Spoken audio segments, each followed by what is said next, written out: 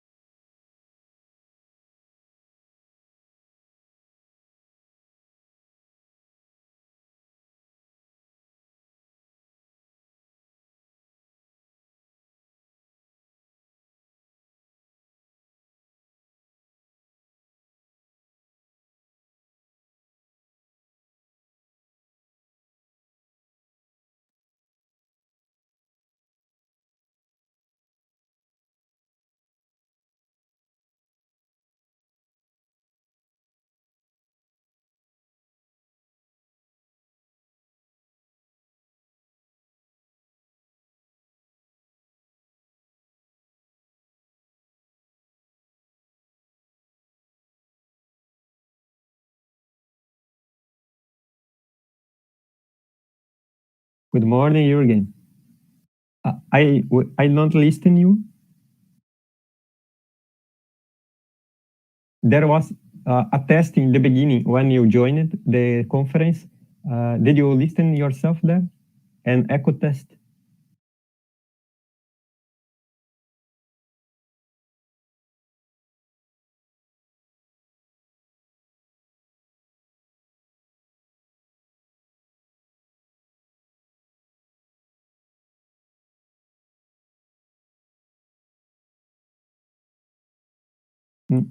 Still not listenable.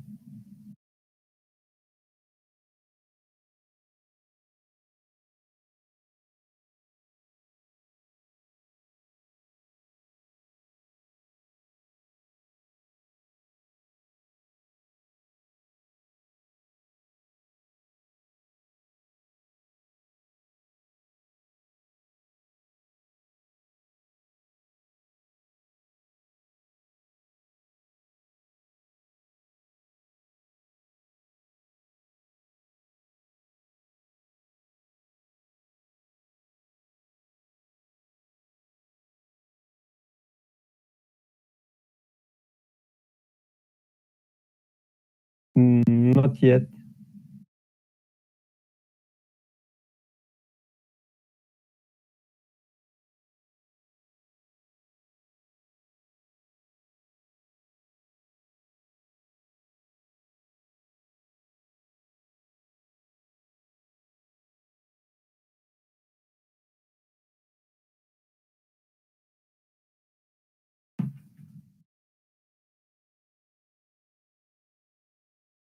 Not yet.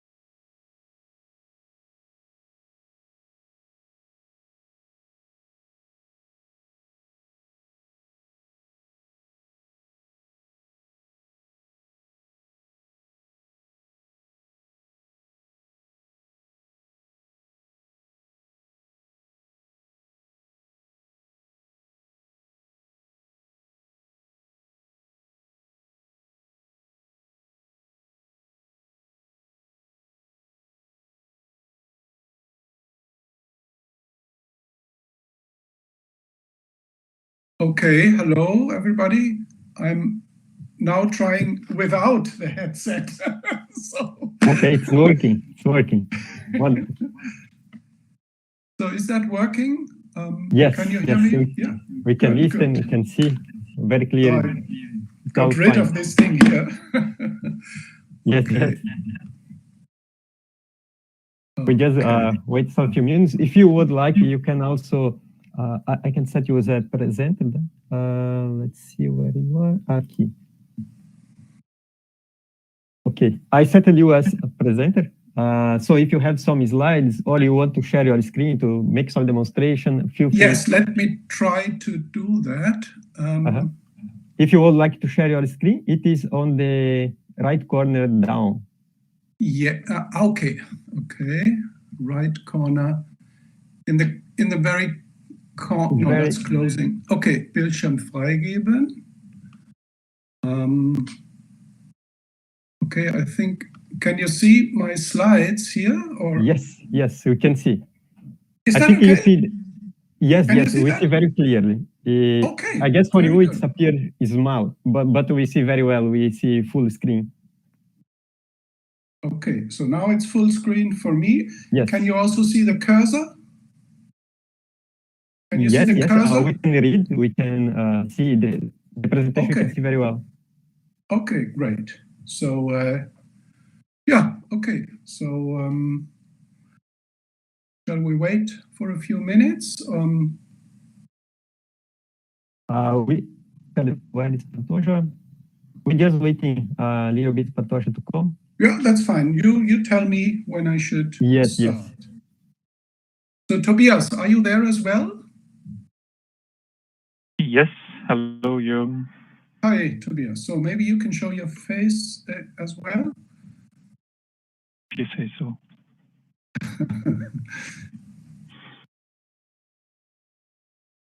I see also Nicholas, Tabajara. Okay. Yeah. All the others as well, of course. Yes, all the team is there. Support me.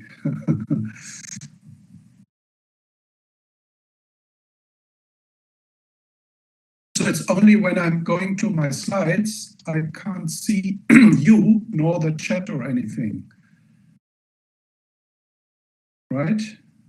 Right. I think you cannot see, but we can let you know if there is some question or something. Yes, maybe if there is a question in the chat, which I can't see, maybe you just let me know, right? Okay. Otherwise, people, please just speak out and interrupt me. But I'm waiting for your go. So. Okay. Pantoja, you let us know when we can start, right? Okay. We can tell them when. We're gonna say some words in Portuguese, Jürgen, and then we're gonna start it.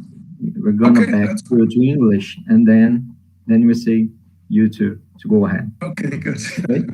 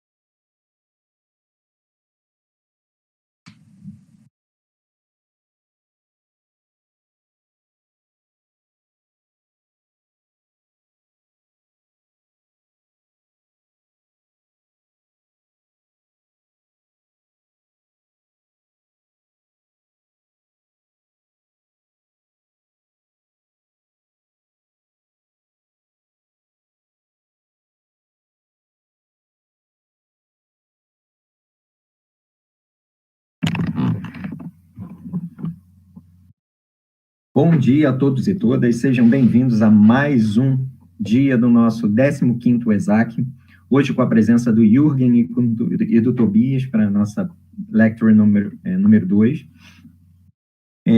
Espero que estejam todos bem, todos descansados, vamos ter um dia super produtivo hoje, começando com essa palestra incrível deles falando sobre o contest de agentes, a competição de agentes que a gente tem. Daqui a pouco a gente já vai apresentar. Temos sessões técnicas também, então hoje o dia vai ser bem agitado e bem produtivo. So, good morning from Rio, Jürgen and Tobias. We are very happy and for that you accepted our invitation. So Michael, we're going to present to you now, and then you can go ahead and start your presentation. Okay. Thank you. So you're welcome. Okay, thanks, Pantoja. First of all, I would like also to thank Jürgen, Tobias, also for tomorrow already, Nicholas, Tabahara, for accepting our invitation to give this lecture, and also the short course that's going to be tomorrow about the multi-agent programming contest. So I'm going to introduce Jürgen and Tobias first in Portuguese, and then I'm going to speak also in English, right? So let's start by Jürgen. Jürgen Dix é um professor titular e, desde 2004, chefe do Grupo de Inteligência Computacional do Departamento de Informática da Universidade de Tecnologia de Clausthal. Ele trabalhou com banco de dados dedutivos, raciocínio tônico e representação de conhecimento e raciocínio no passado.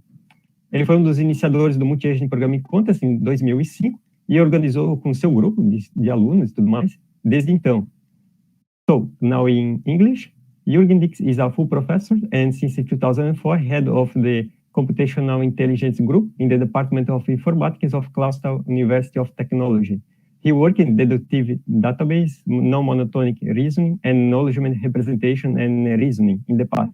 He was one of the initiators of the Multi-Agent Programming Contest back in 2005 and has organized it with his group ever since. Now, Tobias Ahlbrecht é aluno de doutorado do Grupo de Inteligência Computacional do Departamento de Informática da Universidade de Tecnologia de Clausthal. Ele é de mestre em Ciência da Computação pelo mês de 2016 e é um dos co-organizadores do Multi-Agent Programming Contest desde 2013. Seus interesses de pesquisa estão relacionados com explicação e depuração de sistemas multiagentes. In English, Tobias Ahlbrecht is a PhD student in the Computational Intelligence Group at the Department of Informatics of Clausthal University of Technology. He earned his master's degree in computer science from the same department in 2016. He is a co-organizer of multi-agent programming contests since 2013. And his current research interests include explaining and debugging multi-agent programming systems. Right. I would like to welcome you both to Rio, and then I let you proceed with your presentation. I think Jürgen going to start, right? And then Tobias is going to continue. Okay, feel free, Jürgen. You are with the word. Thank you very much. So can you see the slide here? Is that? Yes. Is that okay? Everything is okay. Yeah, perfect. Yeah. So thank you very much for the invitation and for giving us the opportunity to tell you something about our agent contest. The idea is this is like a teaser talk. So if you are interested, please go to the lecture tomorrow where you get more hands-on experience. And of course, the idea is also that some of you perhaps might attend the next contest, because this is a contest not for professors or not even for PhD students, but also for students, right? So each group team of students, of a few students, a handful of students should be able to manage that, right? Okay, so the multi-agent programming contest, I'm starting. Tobias is going to follow, but Niklas and Tabajara, who are giving the lecture tomorrow, belong also to this group. Okay, so here is an outline of the talk. The talk will take about 40-50 minutes, I guess, at most, and you will also see some videos. Oh, by the way, if you have any questions, please let me know. I can't see the chat right now, but Tobias is telling me when there are any questions coming up. So please jump in, interrupt me, and speak out. This is not a perfectly polished talk. You can immediately ask questions. Right? So we are telling you a little bit about how it started, about our platform, and then we are, of course, talking about the games, the scenarios that we have created. We will tell you a little bit about lessons learned and how to participate. And we hope that some of you might participate in the next one. Okay, so what is it? It started, as was just mentioned, in 2004. I think that was at a conference of computational logic when Francesca Toni and Paolo Toroni approached me. And the situation at that time was, maybe it's still the same today, that usually you had a PhD student working on some system. So if everything went well after he or she finished his or her PhD, you got a nice system. But when the student finished, the whole project was abandoned, more or less. Because for a new PhD student, you needed a new idea, and they would usually start with something else and not working on this system that was done before. So the idea came up for some need to have some evaluation, right? If you are doing the system in a few years, it's very difficult to also get the evaluation done. So if there would be something established where you could actually test your idea, your system, that would be a nice thing. So it started out with the idea of studying and testing systems of computational logic. So how can we model problems using logic, specify them, and also implement them, and then finally to evaluate them, right? So that was the original idea. Agents at that time were already there. Agents were introduced in the 90s, more or less. But at that time, it was more about computational logic. Yeah? So they asked me, and I somehow said yes.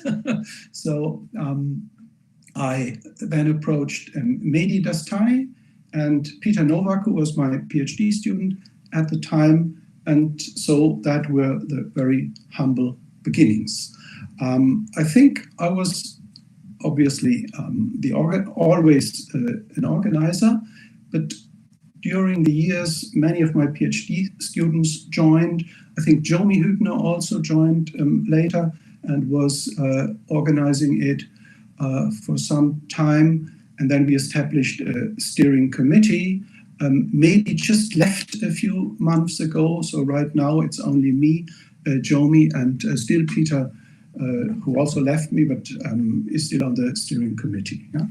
And we have done 15 agent contests by now. You will hear a little bit about the simulation server that we have developed, but this server was not there for the very first time. Yeah? So again, what is the aim today?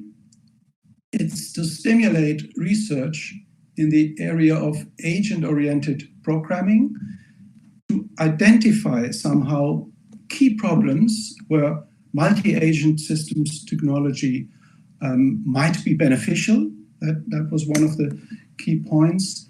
And of course, also somehow to come up with benchmarks. Benchmarks you can test your system.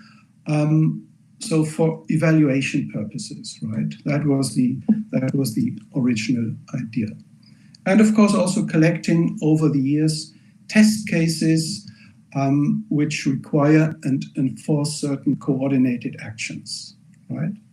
So you all know in distributed AI, we have this paradigm shift from old AI, distributed AI, and then into agents, where agents are on their own and doing their own stuff and are not only slave agents. Yeah? So this paradigm shift in the 90s, 80s, 90s, which led finally to all the agent technology.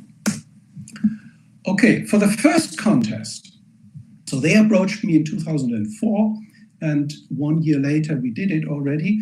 We did not have a server platform yet, and technology at that time was not like that. So participants were provided with a precisely defined scenario. They implemented it solved it and sent us our code, and we had to get it run. And this, of course, at that time was really a nightmare. So Peter was spending weeks on getting the systems to run. So we had all sorts of compiler interpreter errors, and it was really, really a nightmare. So that for the next contest since then, we decided to come up with some server architecture. So, and this is what we call the MASIM platform. So I guess you get much more info tomorrow in the lecture, but the idea is very simple.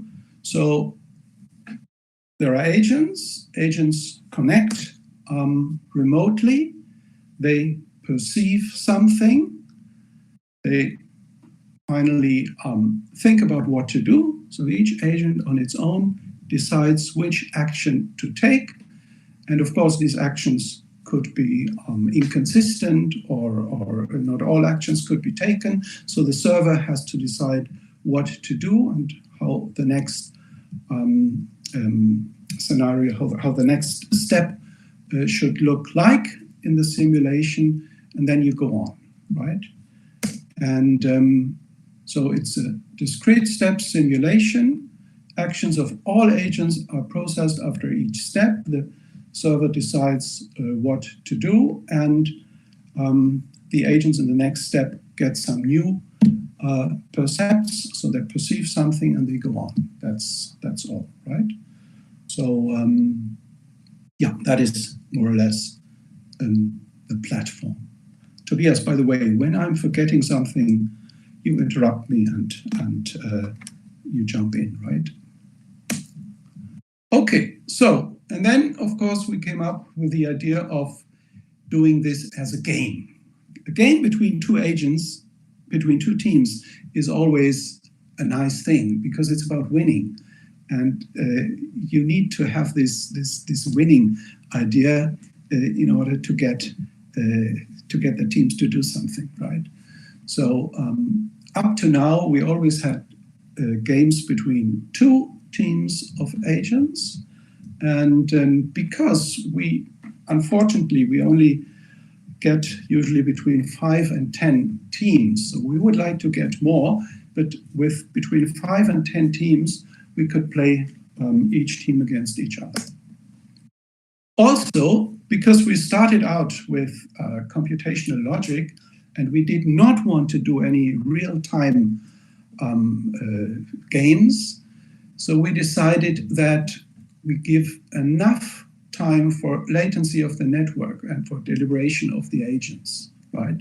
So we started, I think, with even 5 seconds in the first contest, but now it's 4 seconds, right? So for each step, 4 seconds per step for network round trip and action computation. So that is a lot, right? And yeah, and usually, as you can see here, we're doing several simulations that are different in the parameters. So we might have more agents, less agents, the environment has certain characteristics, and so on. And we change that, right? Because we don't want just one particular one, but a whole variety of scenarios, right?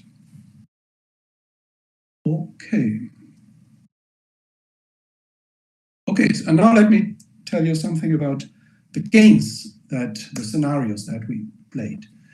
So normally what we are doing is we introduce a scenario and then we are playing it 2, 3, I think once, even 4 times, right? So we have introduced 6 distinct scenarios so far, which I'm going to talk about in a while. And the scenarios evolve over 1, 2, 3 years. So they get refined. We notice usually that we did something not perfectly in the first year, so we try to modify it and refine it, right? And what are the specific design goals? Well, as I said, we started with computational logic, but we gave up the idea of just using computational logic quite early. So now it's about agent-based solutions. But you could come up with any programming language, obviously. The idea, again, of the whole contest is to show that agent technology is beneficial, certainly for maybe certain scenarios. So we would expect that it pays off to use agent programming languages, but it's perfectly okay for you to use any programming language you would like to. What we noticed is we should somehow enforce cooperation, because without enforcing cooperation, without getting agents to work together, the whole idea of agents is not captured, right? And also, what we do not want a particular scenario where some very smart guy gets a smart, perfect idea about a winning strategy, right? Because we do not want to evaluate the smartness of the programmers, but rather the smartness of the agent programming language, right? If we come up with a scenario which has maybe a difficult but good winning strategy, that's not the thing we want. We want to evaluate programming languages or systems. That's the idea. And also, most of you know about the Robocup challenge, which started more than 20 years ago. It should not something like the Robocup challenge, because the Robocup is more about a very particular scenario. So we wanted to have a variety of scenarios, right? And it should be simple, simple enough for each new year, for each new scenario, for students to start with it, and not having to rely on old work, right? So that is important for us. Okay, now still have time. Now let me tell you something about the early days, the very first scenario. So the very first scenario, you see it here, was a grid environment where we have gold nuggets to appear, and the idea was, okay, these gold nuggets appear at random, and we have two teams, the blue team and the red team. By the way, the cursor, you can see the cursor, right? When I'm moving around. Can you see the cursor? Yes. Yes. Some Yeah. delay. Okay. Yeah. I can't see okay. Good. So there's the blue team, there's the red team, and there is gold coming up randomly, and there are obstacles. And very simple idea. You have a depot. So the idea is that agents should work together through the obstacles. Well, here are not many obstacles, but you can think of a much more difficult maze where you have to go through, and then you have to collect the gold, go to the depot, and so on, right? So the food gold appears dynamically. Teams, here we had only 4 agents, collect and deliver the gold, go out looking for the gold and putting it back into the depot, and then it is counted, and at the end of the game, of course, one team will win, right? So at that time, we had solutions based on computational logic, and one, or let's say AI, one was based on pheromones, right? Okay, now let me show you this example, the gold mining example. So here you see the maze is a bit more difficult. You have the gold here, you have to find your way into the depot, and here you have the agents. Now let me start the video. It will take about 2 minutes. Just have a look and I will explain it. Oops, no. Okay. Okay, so you see the guys moving. So the blue one found the depot. The red one, I'm just stopping it for a while because this red guy here, this agent, somehow I think it delivered the gold, but then it got stuck and it will not move on. So these things happen. of course. And so this guy will stand here until the end of the game. Okay, but the others are moving. There is the blue one, and so on. There will be another red agent. I think it's red agent. This is this one here. Oh, yeah, this one. Look at this one here. No, at this one here. It's going up and down, up and down. No, it was the wrong one. No, this one is the one. Okay. There's another one got stuck.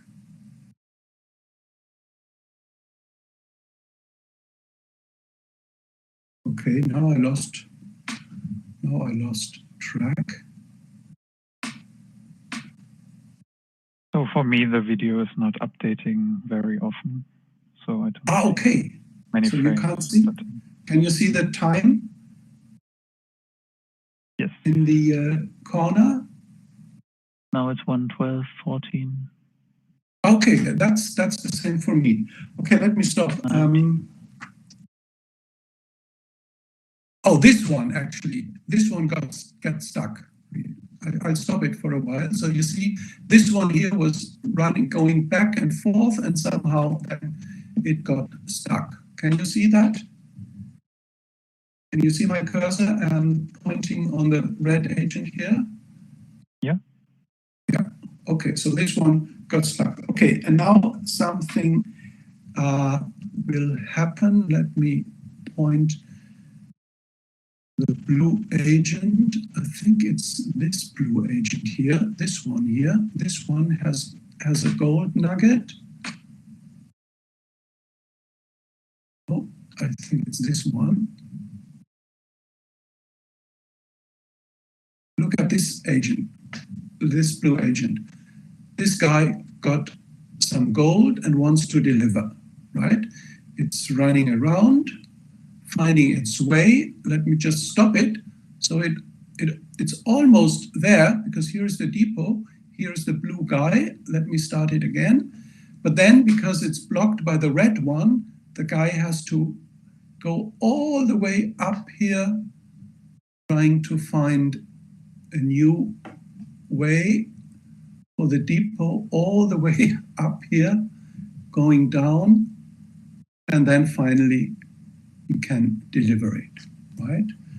So yeah, that was from the, I think from the second year, first scenario and second year. So what do we learn from that, or what have we learned from that? As I said, we wanted to evaluate systems, and in particular, the agent technology of a system, or the versatility of the system to program it. But what we noticed, in fact, is that in that particular example, we did not evaluate the system itself, but we evaluated the ability of programming a shortest path algorithm, the A-star algorithm, within this framework. Because it turned out that the most important thing here was the shortest path planning. So a good implementation of an A-star algorithm or an A-star-like algorithm helped to win this game, right? And this is something that we did not have in mind, but this was a lesson we learned here. So if you come up with something with a particular scenario and want to test something, it could turn out that you're testing really something else. Also, what we learned is there are always destructive strategies. For example, a destructive strategy here would be to block going to the depot. So if you put 4 agents here and nobody can go in, then you would call that a destructive strategy, and you would not allow something like that. So therefore, for the second contest, we made it possible that agents can just go through. So there is no blocking possible. You could just go over somebody, even if it is blocked, right? And it's always a difficult thing to make sure that such destructive strategies cannot be played. Okay, so let's go on. So that was the first video. Okay, and then for the second scenario, that was actually Peter Nowak's idea. That was also a very nice idea of cow herding. So the idea is now you have entities, cows, these brownish guys here. They run around according to a particular algorithm. So normally they like to stick together, but not too close. And if somebody else comes and is chasing them away, they are moving, not perfectly randomly. They like to stick together. So we had to come up with a flocking algorithm. And the idea is, okay, you have two teams, red and blue, and you have the blue corral and the red corral.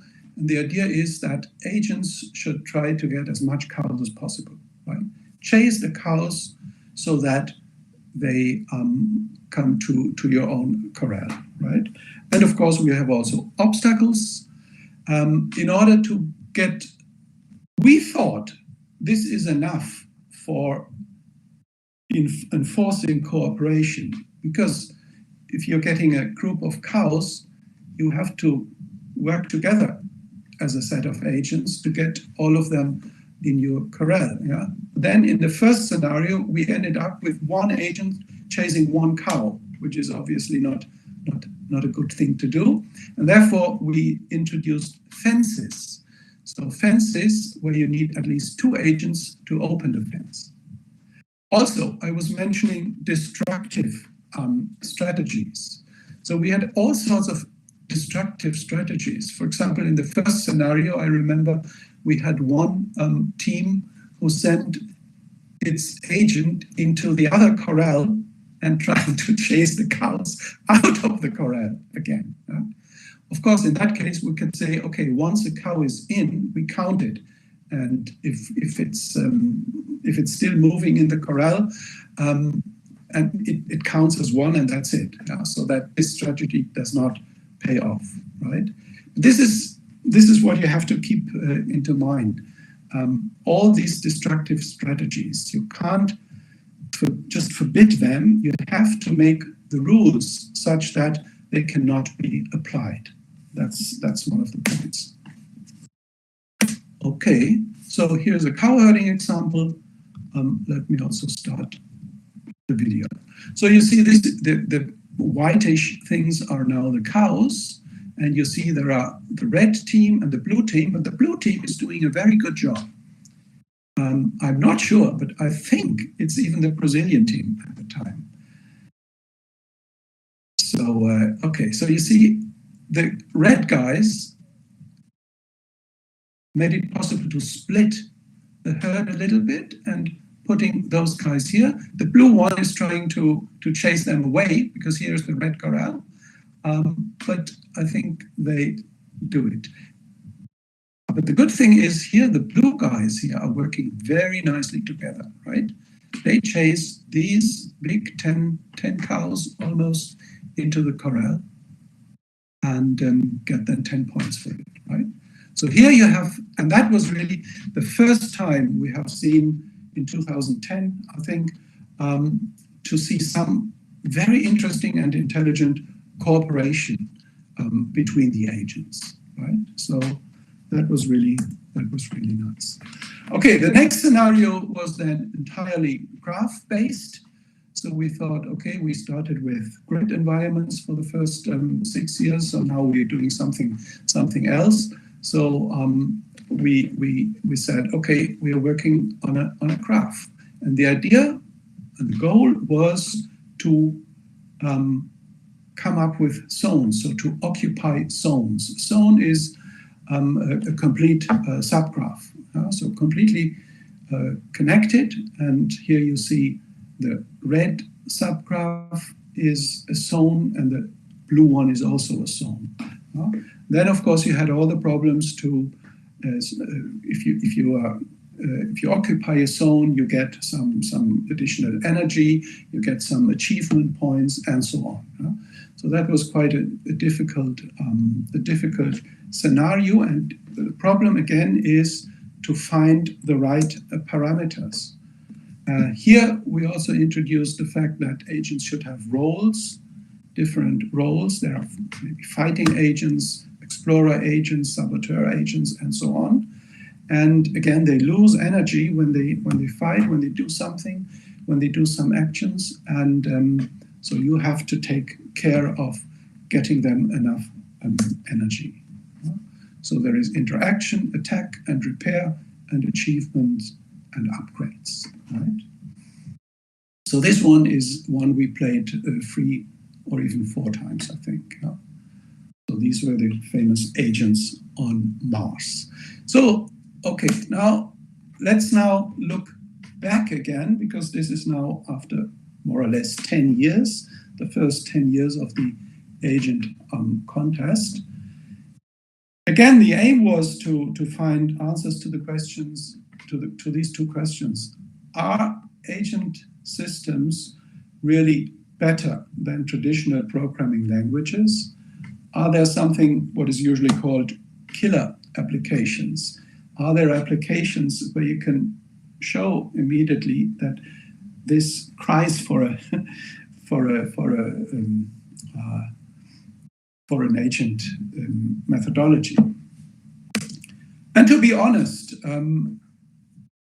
we are not fully convinced that we have found such a scenario yet. I mean, this is not to say that you can solve any situation with any traditional Turing-complete programming language. The problem is, can you do it in a nice way, in a good way, in a structured, in a modular way?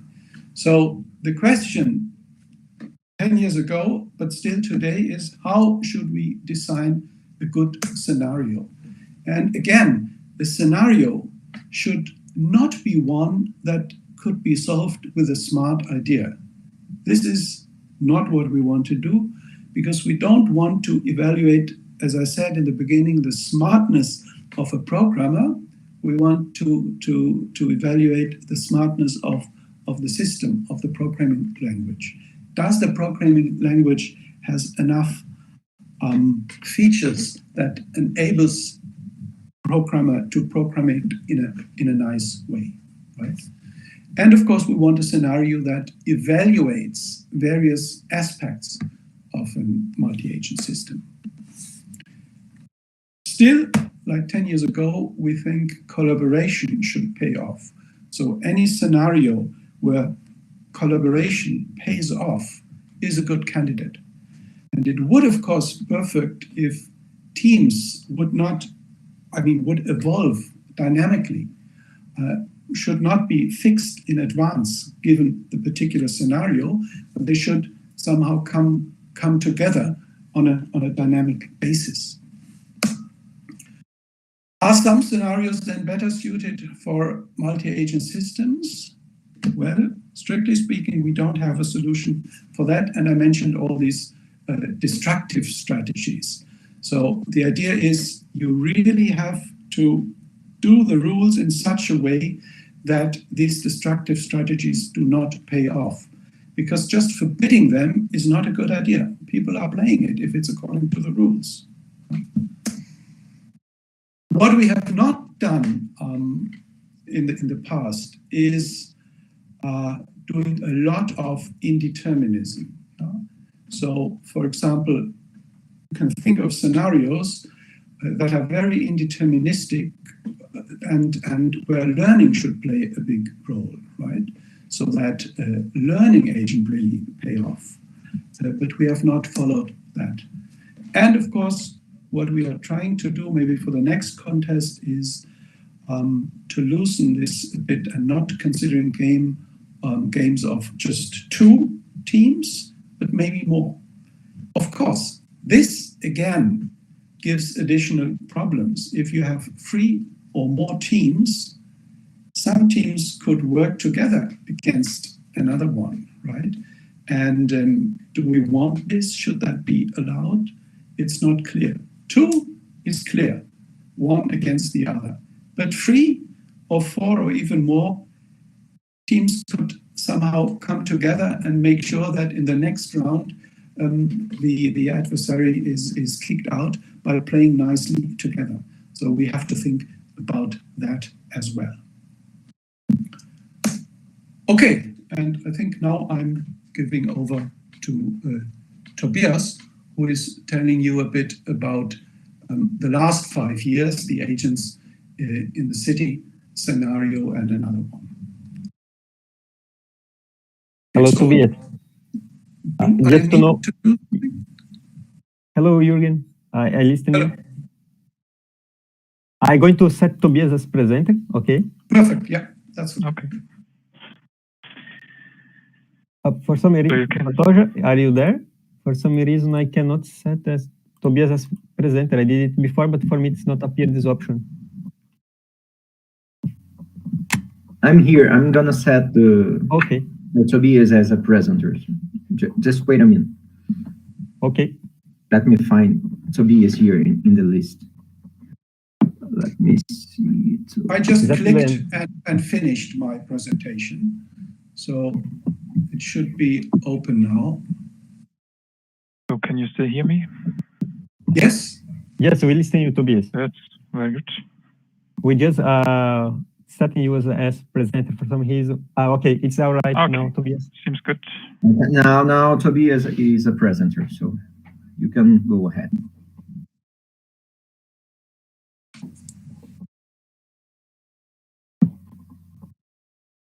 Right, we are seeing. Oh, perfect. We can see. We can see. All right. Actually, we stopped here. Okay. So Jürgen has told you all about how it began with the contest and the early years and a lot of the things that we already learned during this interesting and exciting time. Now I walk you through the final scenarios to the present day. 2 scenarios are still left. So let me just... Okay.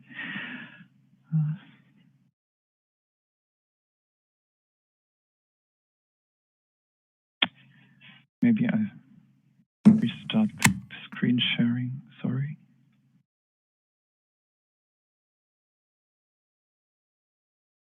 There's no distraction.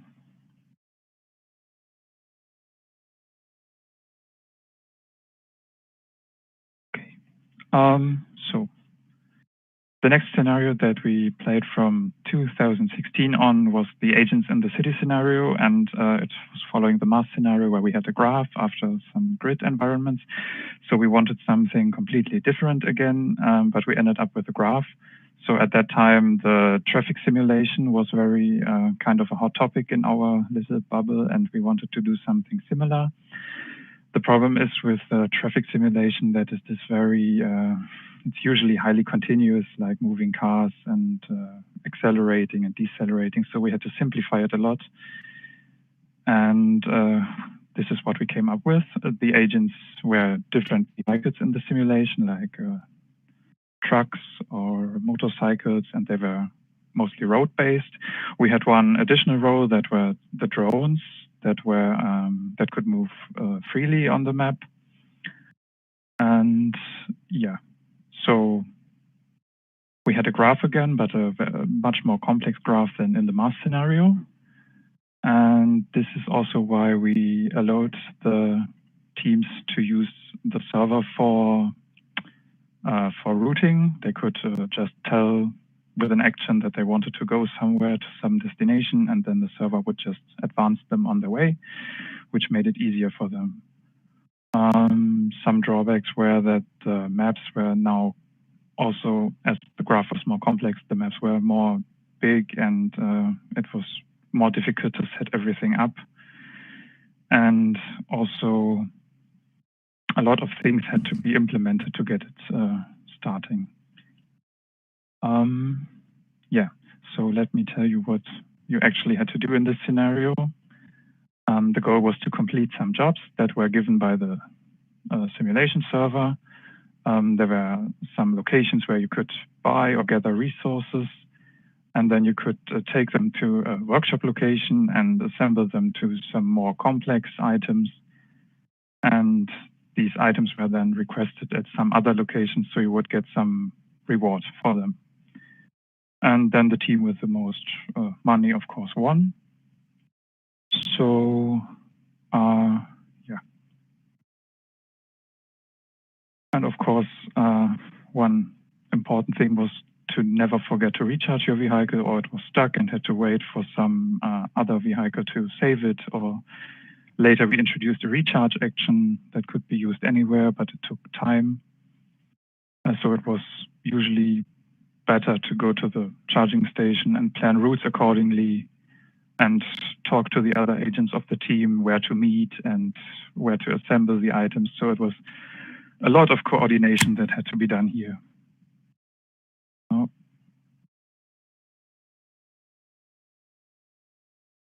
I think I lost presentation. Now it's back.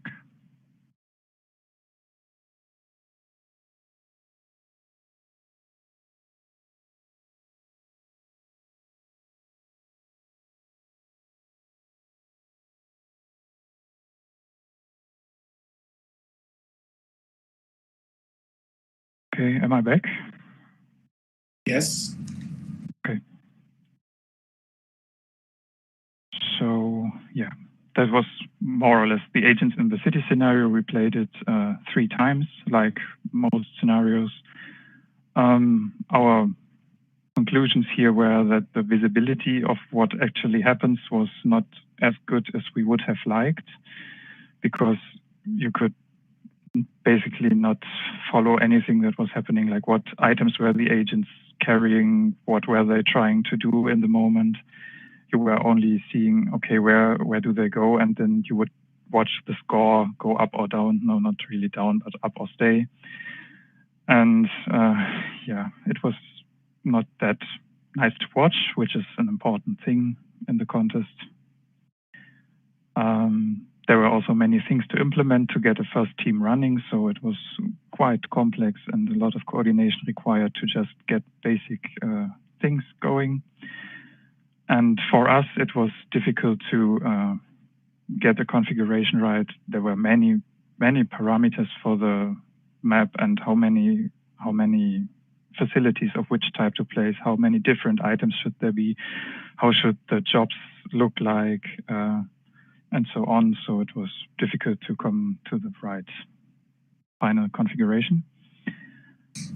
Yeah, but that is also a thing of the past. We have a new scenario now. How did we come to this? So the first idea was, let's just use everything that was good in the past and put it together, and the new thing will also be good, of course. So we took the environment structure from the cow scenario again, because the grid environment was kind of nice. And maybe you could see it in the video. It was almost immediately obvious. If you looked at it, what was happening, you saw the cows moving, and yeah, you could just say what's going on. And also the agents would be interacting in this environment, like physically. They could block each other's paths, and they had the same things they were interacting with, like the cows. Yeah.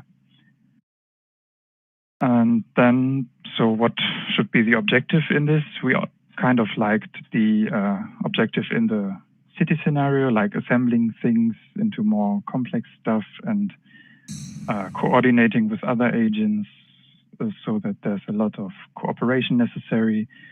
So we took this idea of jobs, we call it tasks now, but it's basically the same. And what was also nice was the action to interfere with opposing agents from the mass scenario. There was the attack action. Of course, attacking is always a risky thing to include in the scenario, because people might not like the notion of that. So, but we did something similar. It's now our new scenario, the agents assemble scenario. As mentioned, we have a grid environment again. We have agents that can carry blocks. If you have seen the blocks world before, it's quite similar. So each agent is occupying one cell of the grid, and blocks are also occupying one cell, and everything is quite plastic. And yeah, so we also have obstacles again, like in the cow scenario, so that the navigation is not straightforward.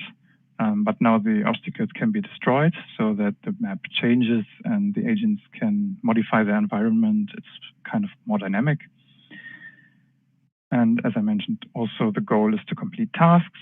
For that, there are some actions that can be used to move the agent around in the scenario and take some blocks, put them somewhere else, put them together to assemble some things.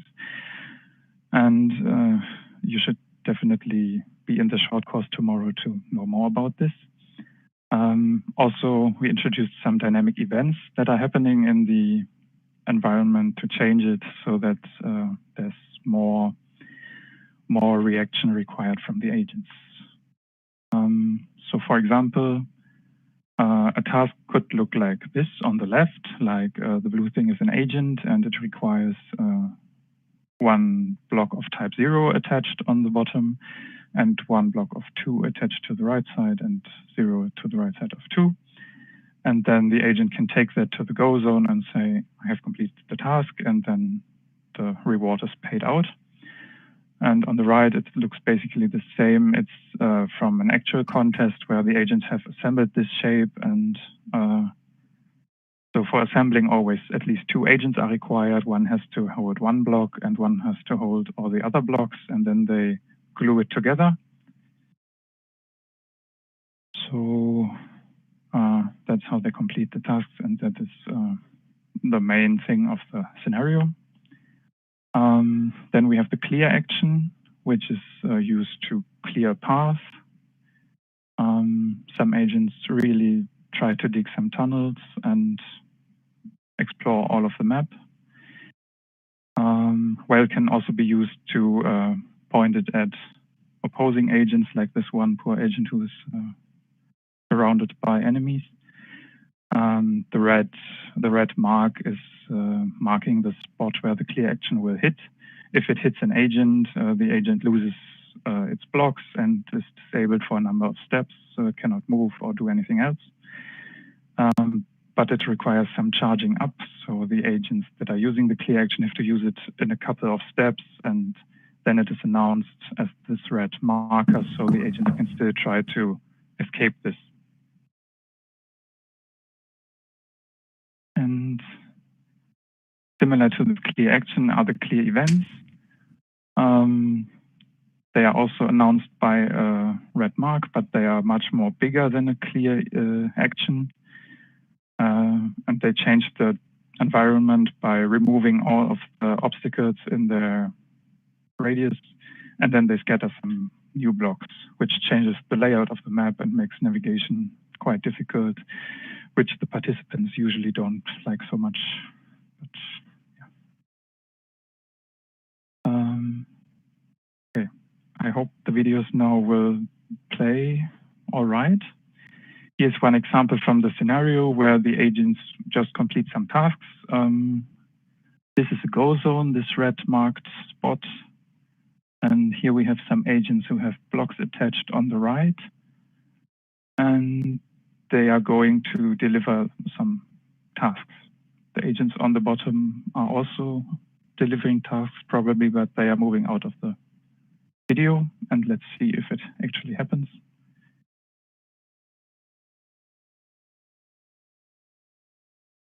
So we see some agents moving to the left, and then agent 28 is coming in, delivered 2, and then agent 3, 1 block.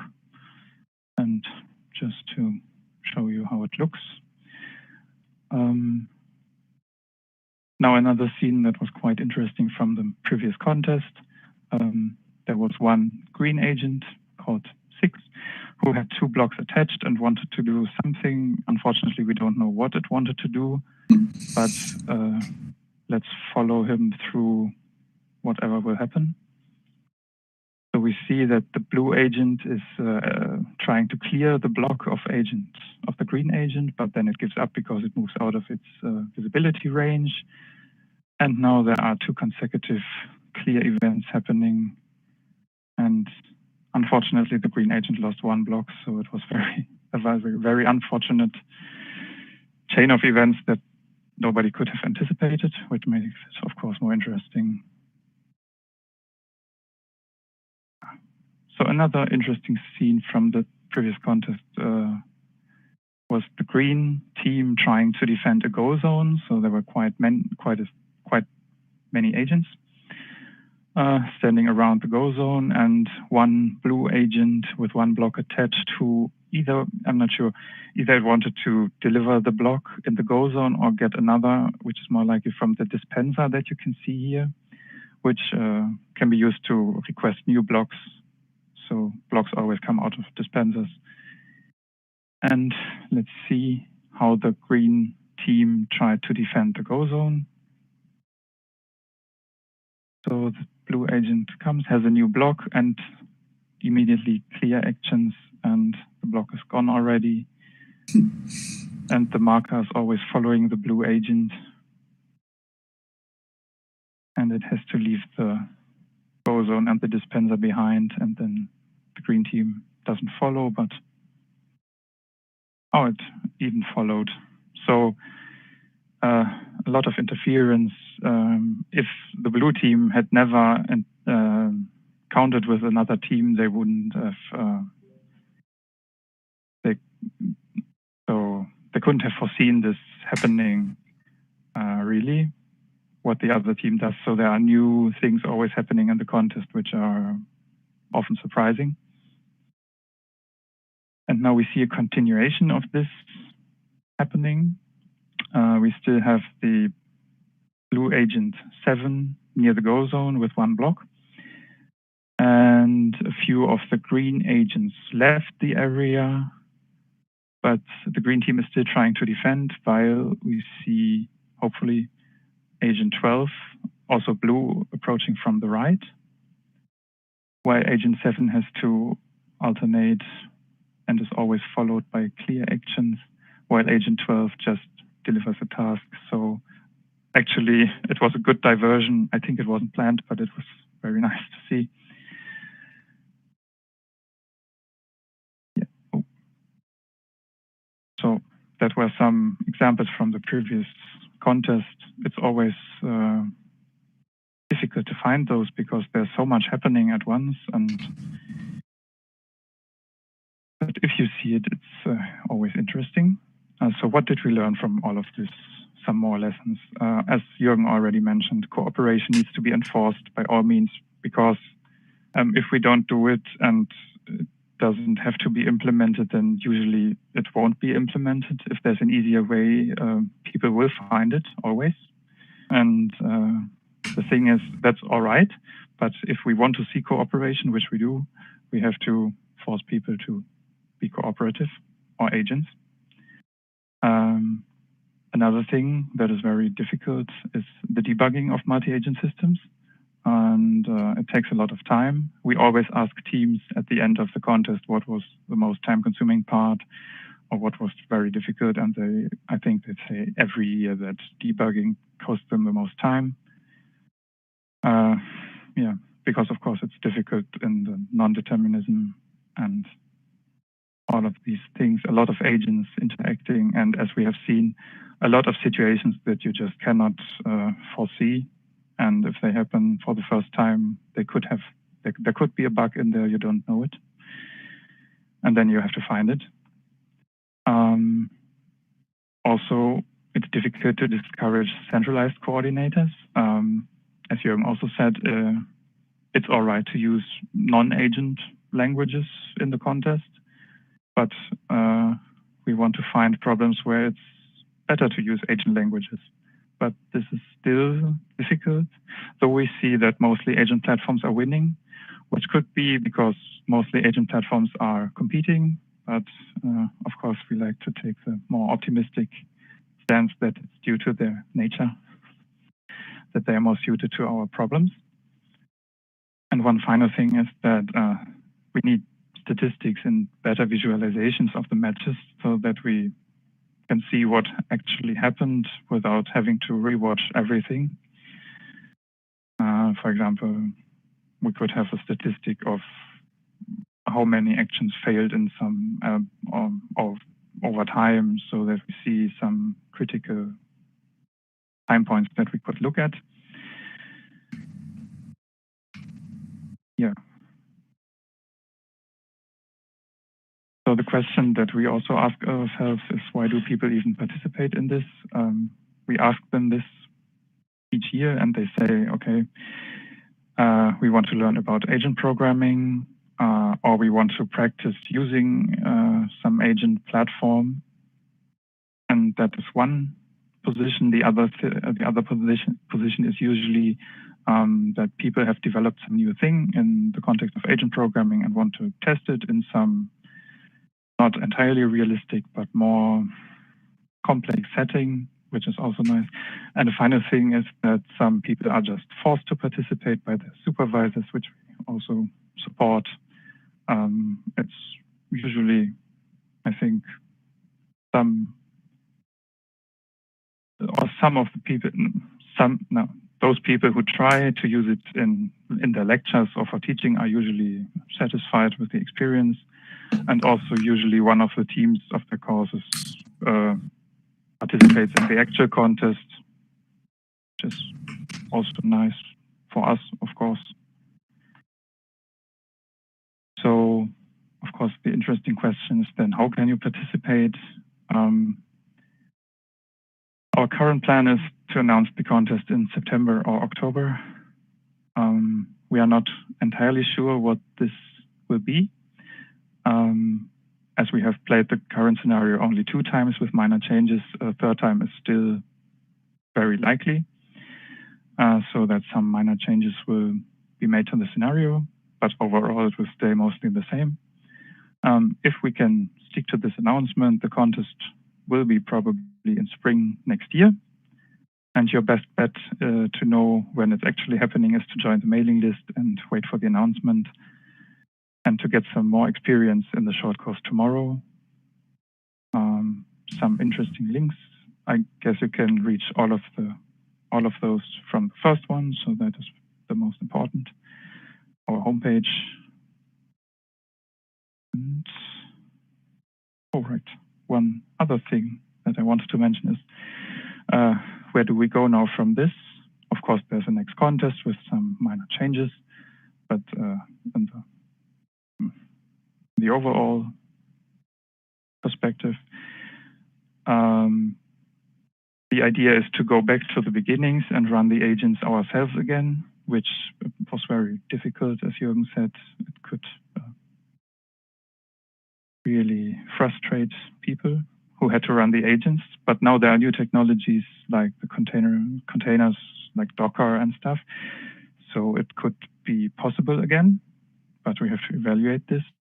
How can the agent platforms all run in containers? How difficult is it for people to set up? If they have to do a lot of additional things in addition to agent programming, then it cannot be done. But if it's easy, I think it's a good thing. And if we can get this done, we can test the agent's autonomy and robustness by having more games in different settings with very different settings. And we can play much longer games because we don't have to actually observe them. We can just leave them running overnight and watch what happened afterwards. And this would also require that we improve the analysis so that we actually know what happened afterwards without having to watch hours and hours and days of footage. And of course, we haven't seen any continuous features so far. Everything happened in very discrete environments like grids and graphs, and also the time is very generous with 4 seconds per step. And if everything ran on one machine, we could try to have more, not really real time, but more in the direction environments that use this notion of time, where agents constantly get percepts and then just send their actions when they want to use them. And actions could take some actual real time until their effects are reflected in the environment. So this is all the thing that we might be doing. And yeah, now I want to thank you for your attention. And it's time for questions if you have.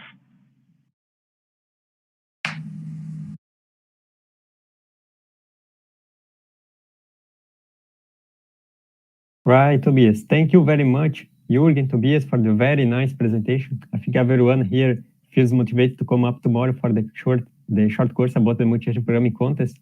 So we are open now for some questions. Who has some questions can feel free to open the microphone or raise your hand on the chat. And we are also paying attention on the Slack.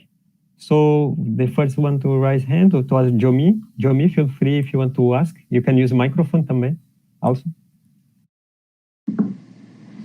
So thank you, Jürgen and Tobias, for this very nice talk.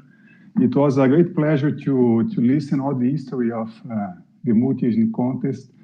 I was a bit involved in some moments of this history, and it was very nice to see the overall picture of this contest. So thank you very much. I don't have a proper question. I just want to use this opportunity to thank you for the contest, Jürgen and your team, because it was very important for me personally. I liked very much this contest, and it helped me a lot to evolve with my students in their master thesis and PhD thesis. And also, for sure, the evolution of Jason and Giacomo are very tied with the contest. We evolved a lot these platforms with the contest. So, indeed, I don't have a question, just a big thank you for this contest and the opportunities that came to us for this. And also, because it was very funny to participate in the contest and to see our team. So thank you very much for the talk, for the contest, and this opportunity. Well, let me re-thank you, Jomi, because you are still helping to shape the contest. You are on the steering committee, right? So you're still having a say. And yes, I think the fact that that the whole thing helped Jason to develop, that is a very good result. And when I was first talking about these many PhD projects that are then abandoned, it did not happen with Jason, and and Raphael told me the story. And did Raphael already give his talk at the conference? Yeah. Okay, so he told the story about how Jason developed, and that it really got some push when you actually implemented this in Java and made it available to others. Yeah, but for most PhD student projects that are maybe interesting and promising, they just die when the PhD students go to industry. And the big thing still is the uptake of all this technology in industry. It did not happen as we like it to be. In database technology, it was different. The relational database model has been uptaken in industry within within 5 or 6 or 7 years. Dot introduced his relational model in 1977, and 10 years later, it was everywhere. Unfortunately, this did not happen with agent technology. And it did not happen with deductive database technology as well. Just the relational model made it, and the other did not. Okay, I'm going away from. So Jaime wanted to ask.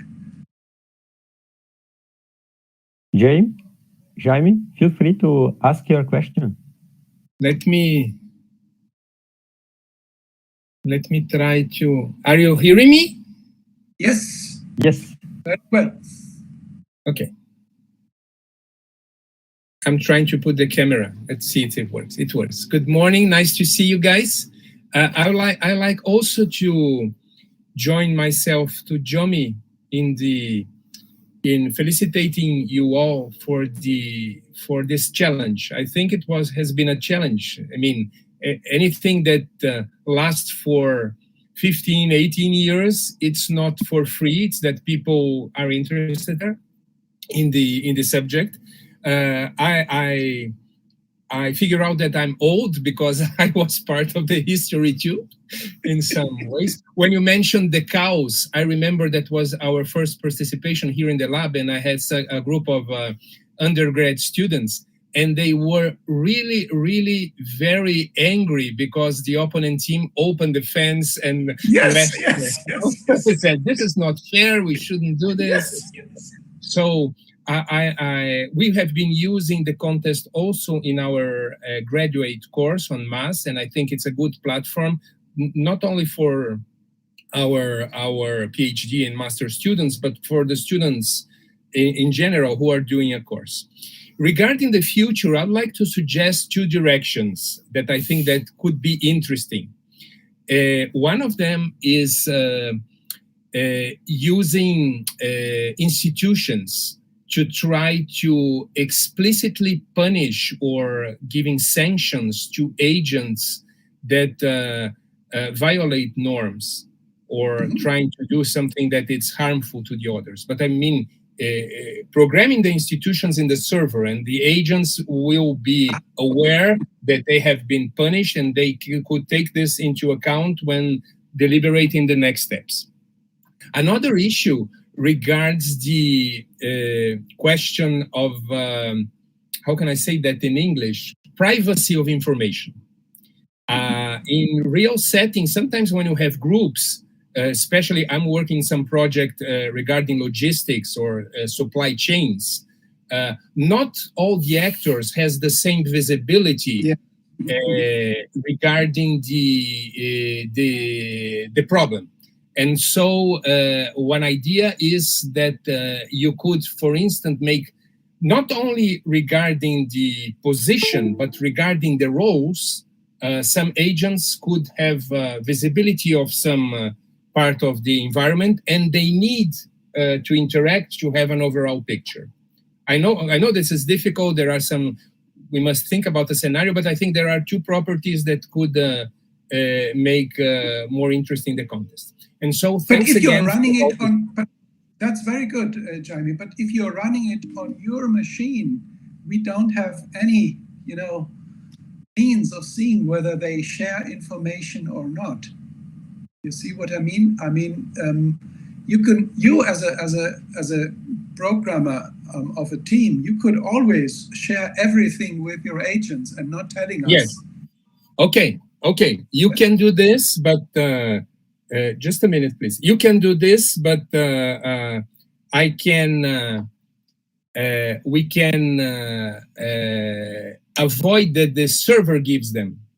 I mean, maybe you have some kind of violation if somebody that is playing a role makes some actions. Some actions may be possible for some roles and others. I mean, it's something that we could think about. I would be glad to help if you want to think, but I think it's something that we can put in the scenario. We were thinking of that as well in the past, but then we always had the problem, shall we forbid to share what one agent perceives or not, and how can we do that? We can do this only if we are running it on our machine, we thought. So that's, anyway, it's a good suggestion, yeah. Okay. And with a container idea, maybe it's doable.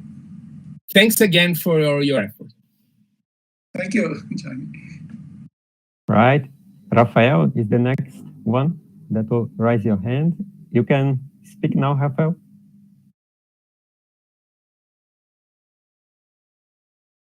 Hi, can you hear me? Yes. Yes. Oh, great. So hello. Hi, Jürgen. Hi, Tobias. Very nice presentation. So first of all, thank you. As a participant in the past, like 4 or 5 contests, I'm a little bit biased, but I would like to ask you a question specifically about the parts of considering matches with more than 2 teams. So let's just take the current scenario at the moment that we have agents in the city.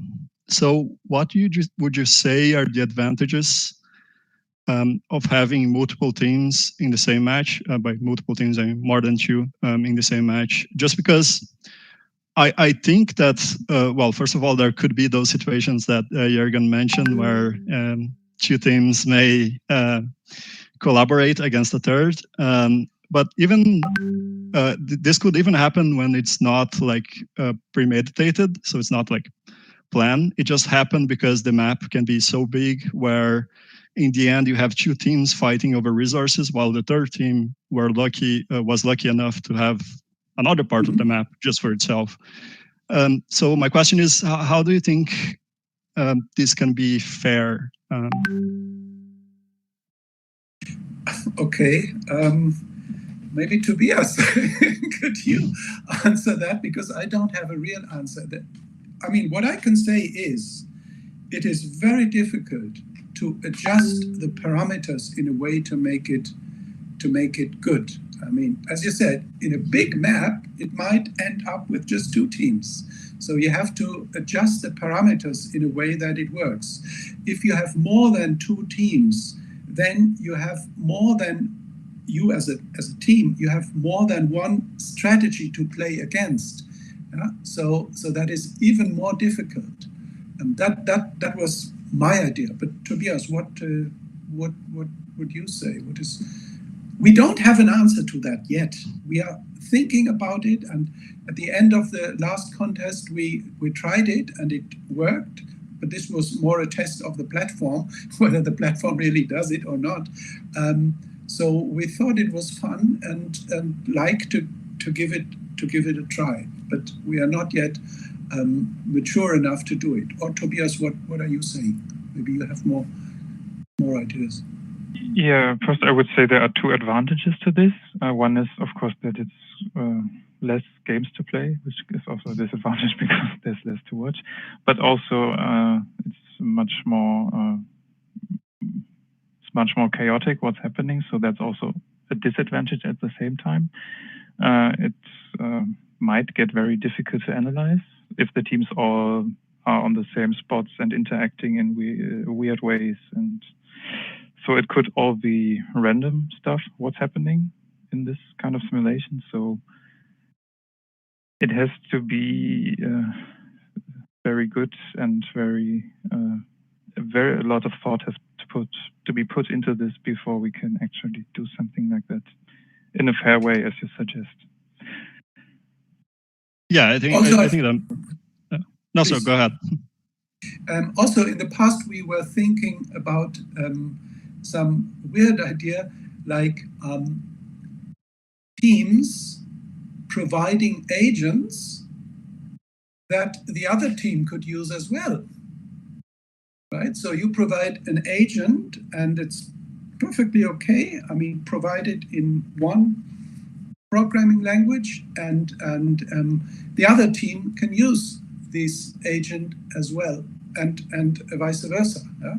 So that it's not really about a team winning. Well, it's still about winning, but it's more about using agent technology. Maybe some agents could be better programmed in one paradigm, in one agent programming language, and it could be used by others for doing the job it is well suited for, right? So we were thinking about that as well, but that is even more difficult, for all sorts of things. Yeah, that sounds very difficult, but it's very interesting. So thank you for your answer. Like I said, I was a bit biased because I participated in the fun match with multiple teams, and even though I wasn't there that day, my team didn't perform very well. So that's why I'm asking. So if the next contest has multiple teams, I think I have to prepare a little bit better. But yeah, great answers. So thank you very much. Okay, so Jomi mentioned in the chat, if there will be some coalition between the two, it will be achievement. Yes, if it would evolve somehow, that would be really nice. Yes. Or free coalition at runtime, yeah, even more, yeah. Yes, okay, so a lot of things to do. the point is, let me also mention, we are very honored about that you all liked that, but we are just a small group, you know. I'm the head of the group, and I'm doing this with my PhD students. Saying that means actually the PhD students are doing it, right? So, and we are usually 2 to 4 PhD students working on that. So it evolved over the time, and it's now quite stable, but it's still a very small group. You know? So I'm happy if, as I said, I was already trying to hand it over to Jomi, but Jomi did not take it up a few years ago.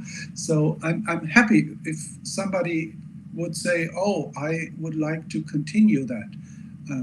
I'm happy to give it over. I'm not sticking to do this until the end of my life.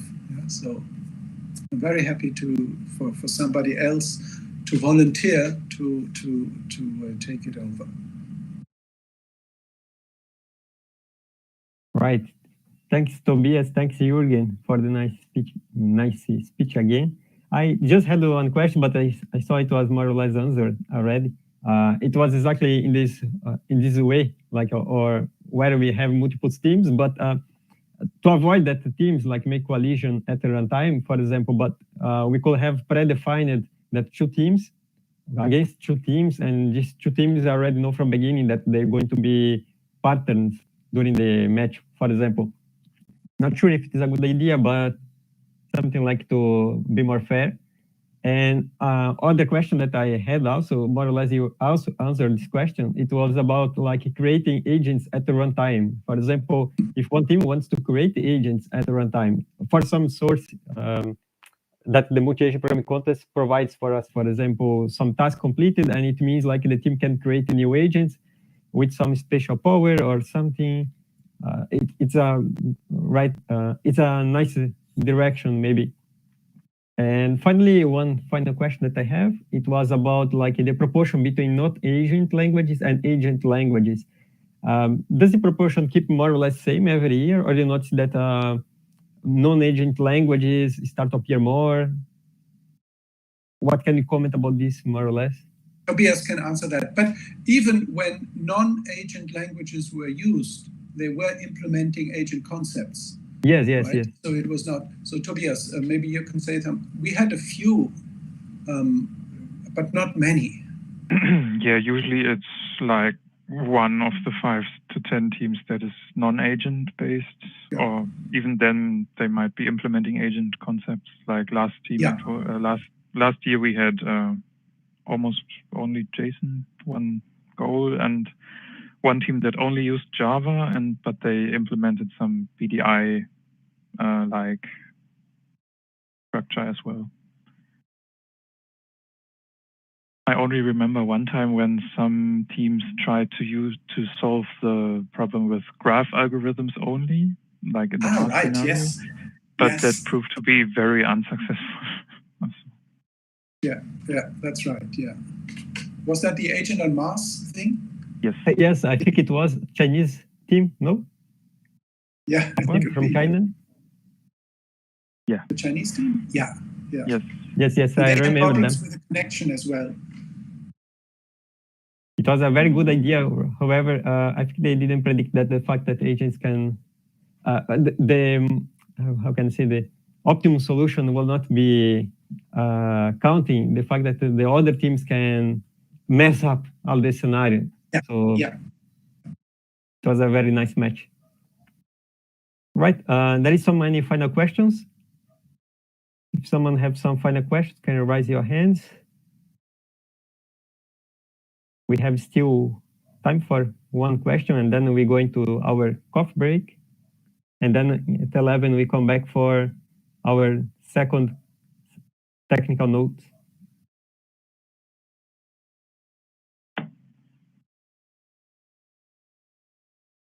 Not any question? So I want to thank you again, Jürgen, Tobias. I want to make you one invitation for everyone to come up tomorrow for our short course about the multi-agent programming contest. We are going to use the Python, right? So if someone not have the Python installed in your computer, you can install it before the short course. It's very easy language to install. The shortcut is going to start tomorrow by, let's check out here. It's starting 9, so it's very nice if you can come up in the time. Now we are going for a short coffee break, and at 11 we come up with our technical session number 2. Not need to install Tabahara. Okay, Tabahara is commenting that we don't need to install Python. So, okay, even more easy, even easier. Right, Pantoja, do you have something to say?